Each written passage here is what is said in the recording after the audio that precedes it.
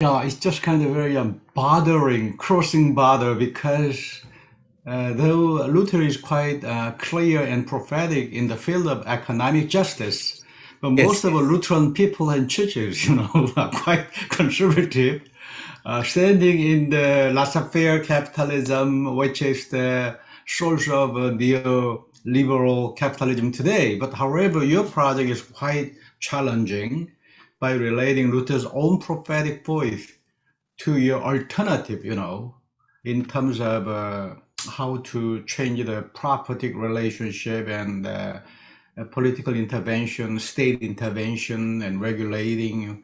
Just kind of mhm, how do we use the money, more yes, for the public use, It's a very challenging and also yes, a great topic today. yes. Of course, I should also mention, which you know, that you have a very strong group of Lutherans in the United States. Paul Wee is one of those Fully, yeah. leaders. They have this project in relation to our project of radicalizing Reformation, the Forgotten Luther. Mm, And they mm, also continue now. mhm. So That's very, there is some hope. it's very attractive and very helping and also very informative to those who are watching, our interview. And but by the way, in an earlier book, as an economist, you also wrote very interesting book, Transcending Greedy Money, Interreligious Solidarity. Okay, Yes, interreligious solidarity. yes. Um, you included comparative studies of world religions Mhm. among the facets of culture, modernity, and economic justice that the prophetic theologian should tackle. Do you still hold this position? If so, why?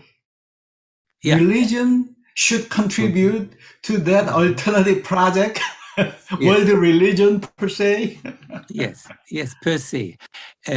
Now, of course, that's a long story as you referred to the work of greedy money. This has, by the way, been um, even more documented after my book. Our book was already in 2012, I think, or 2013. And in the meantime, people like Richard Seaford have continued to work. The main thesis is that it was in the context of the upcoming money economy that the great world religions from Greece to China um, formulated their classical beliefs and thoughts and so on. Um, so Greece, Judah, so the Bible, the Buddha, and Lao Tse and Confucius in that time from the 8th century before Christ uh, to one can reckon with second, I mean, until the Roman Empire, you could say.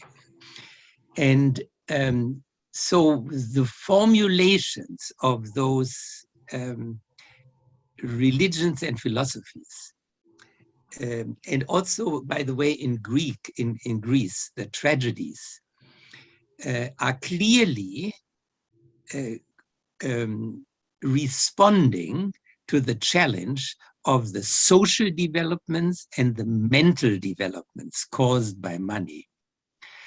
The research of Richard Seaford, he started with the Greek, then he moved to India. He learned Sanskrit and read the Indian sources, and also, of course, referred to the Buddha. And it is so he wrote a book comparing Greece and the Buddha. So it's not just the Bible I'm talking about, but it is.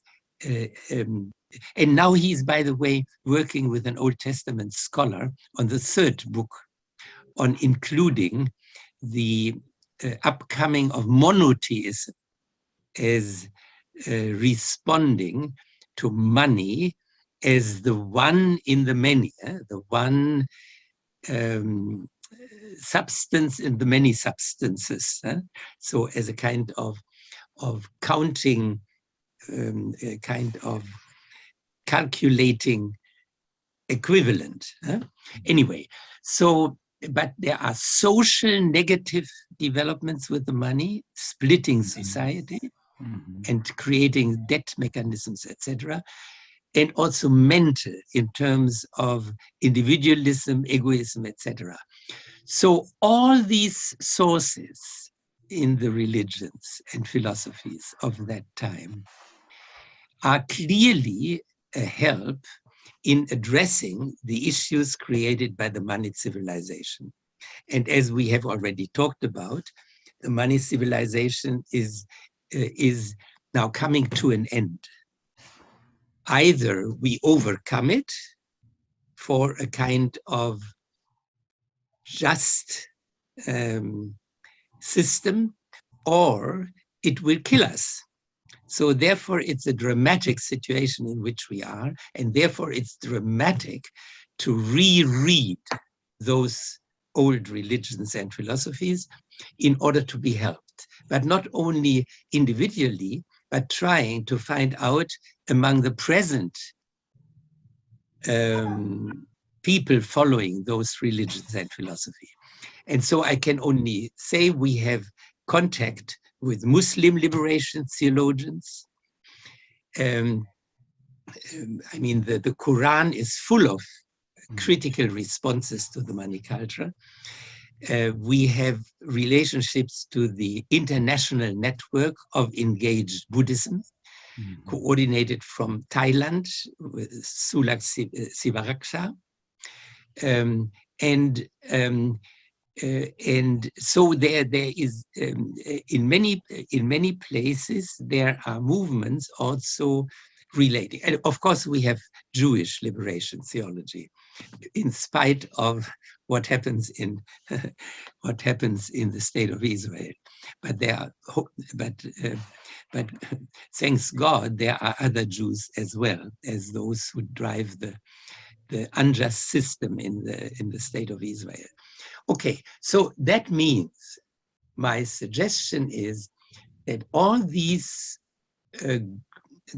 movements related to some kind of liberation theology in the present faith communities should work together. There are also already books on comparing, etc., the different religions, etc., beyond what I have written here, and join force with the social movements, the trade unions, etc. So the only hope we have is that all those emancipatory movements join, build alliances, and fight in their local situation, in their national situation, and internationally. So I think you're pioneering in that field of comparative theology or comparative study of religion within the prophetic liberation context. Generally, as I know, liberation theology is not so much concerned with the religion per se, but rather critiquing the religion, you know. But on the other hand, today, several eminent sociologists trying to develop the principle of actual age. The actual age for them is the age of critique and alternative. But however, they are still kind of remaining in the tradition of Max Weber. They are not so much go further, okay, but just kind of remaining in the very neutral value study of comparative religion. But however, between two fronts, very prophetic liberation theology and Weberian sociology, you are trying to pursue a kind of very alternative in terms of a very socio-economic study of religion and money. So, yes, that is true. And so let me just add this footnote. um, working in this way, of course, has to be confronted with reality, with the majority situation in the religions and churches, etc. And therefore, I always say, every liberating theology starts with a critique of religion. Mm-hmm. And I use the South Africa Kairos document categories. And they say always you have state or capital theology supporting the power. You have church theology, just talking about reconciliation, but without justice. And then you have prophetic theology. So therefore, you have always to start looking at, this is not just an intellectual game, what I'm talking about, but it is a struggle. So not only between church and world, but within the church. So the church has so much, even in majority, adjusted to the world, in quote unquote. So therefore, I'm thankful for your remark. You have to start with a critique of religion and analyze the starting point where you are starting to build those alliances and work for alternatives. Good. So today, in regard to your distinction between prophetic study of world religion and money, socioeconomic study of religion, and the sociologist study of, religion, more kind of in terms of modernity and rationalization.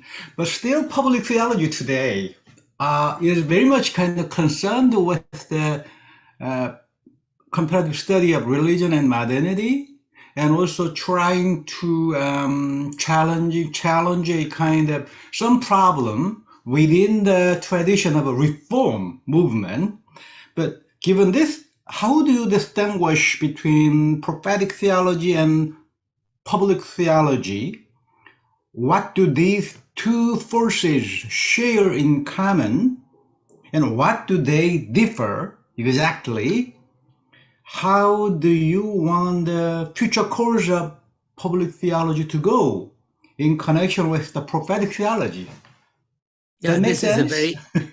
This is a very interesting question, which we have discussed several times already. This is a very interesting question because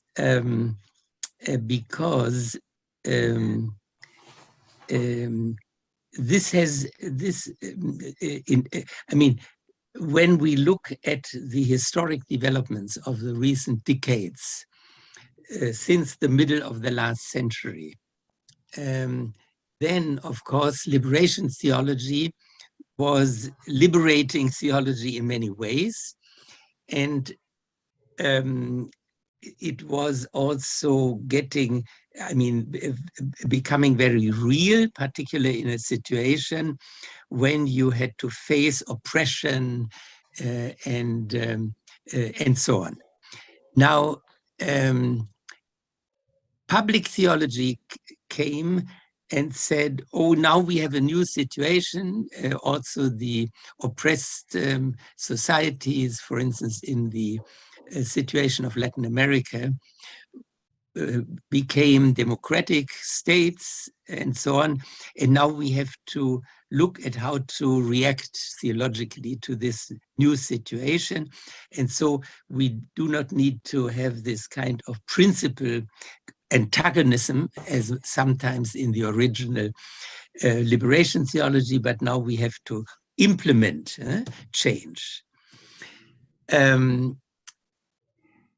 problem was with some of those people saying this, that I saw, they were saying, now theology was necessary, but now we take over the role of the liberation theology in terms of public theology, in terms of participating in democratic processes, etc.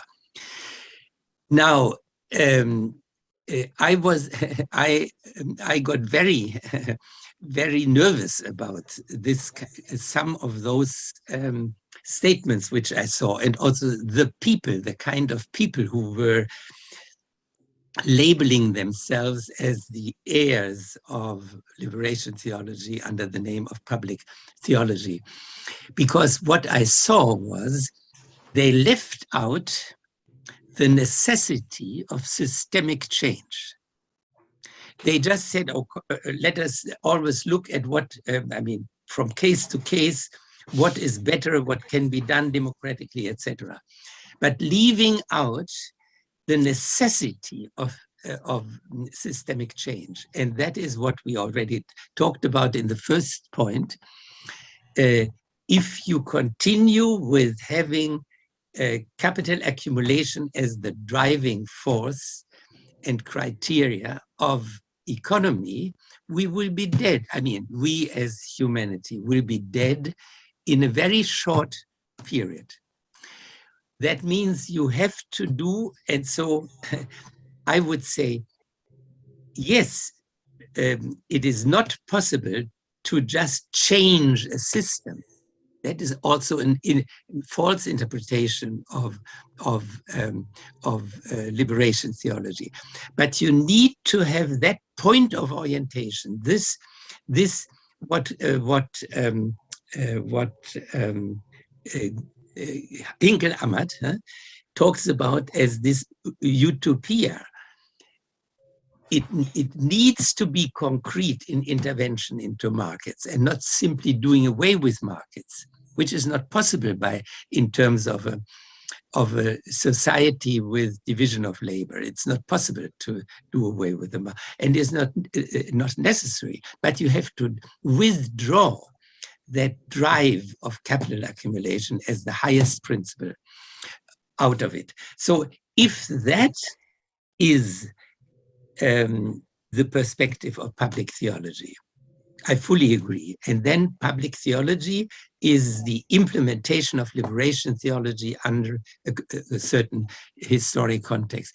But if that systemic perspective gets lost, I mean, look, I don't know what your situation is, but if I look here, for instance, the Green Party started as an alternative party. Now it is the most war-oriented and weapons-oriented in our country. And it has completely forgotten to overcome capitalism. It is just what we call promoting green capitalism, saying we just solve the problem of climate catastrophe by having alternative energy, yes, alternative technologies, etc. And so we can continue growing. Everything is fine. Yes, simply another form of energy, another form of technology. So it's a disaster. It's producing illusions. So you could say the negative side of public theology is like our Green Party, producing illusions. Interesting. But I think it is quite difficult to accept that term, green capitalism. Capitalism is not so much green, okay? But but this is exactly what is happening. in your country. Exactly what is happening in my country. Wow. And we have books already showing that this is an illusion. Mm-hmm. But people feel fine because they do not have to change basically in lifestyle and in economy and in politics. So, mm-hmm. So it's absolutely dangerous, and we have only a few years left to make the change. So that reminds me of my previous conversation with one of my colleagues who studied liberation theology in Latin America. He's a very good person, serving the congregation, but very good, great congregation as a liberation theologian. So then it impressed me. All liberation theologians are doing very well in the congregation, you know. But in my previous conversation with him, he challenged me how to define, Paul, when we hear about the public theology, it makes me so hurting. In fact, it's a very, how do I say, reformistic, Yeah, very right. not transcending the system, but just very submissive Yeah. to, very much obedient to the existing system, you know. But I responded to him, but in my view, what is common between liberation theology and public theology is in South Korean context. Our public sphere is very much kind of in post-colonial condition. We are so in that kind of Japanese colonialism, you know. That's why the public theology in the third world is more concerned with how to critically transcending Yeah. post-colonial condition penetrating to the civil society and public sphere, then in that case, I think the liberation theology is also, as I know, the first post-colonial theology. Don't you think so? How do you define that kind of commonality? You mean between public theology and post-colonial? Yeah, the public theology in the third world context is Yeah. trying to incorporate the post-colonial critique of Yes. I mean, of course. civil Mhm, society. But mhm. however, in Latin America, in liberation theology, the civil society, that aspect of civil society does not appear so strongly, you know. But however, in my view, liberation theology can be understood as the first prophetic theology in terms of decolonization, Of course. post-colonial I, condition from Western, you know, and the I European colonialism. exactly. I fully agree. Because we have to see this whole question in the context of different dimensions of the global system. You see, this question is locally relevant, it is nationally relevant, and it is internationally relevant. And so, as you know, the liberation theology was originally already linked to the dependency theory. That's great. Yeah, yeah, yeah. It was very much a Looking at the decolonization. Yeah. Hmm. center and periphery, and then the center periphery structure within the center and within the periphery, and so on. So very complex and very good. Yes. And I think in that sense, this is a necessary dimension that you are proposing here of this key question: how much is public theology keeping that perspective of systemic change? And of course, the systemic change very much relates to the today. I mean, the reality is absolutely not post-colonial, but neo-colonial. And so the post-colonial perspective must overcome in that dimension exactly what you say. I fully agree.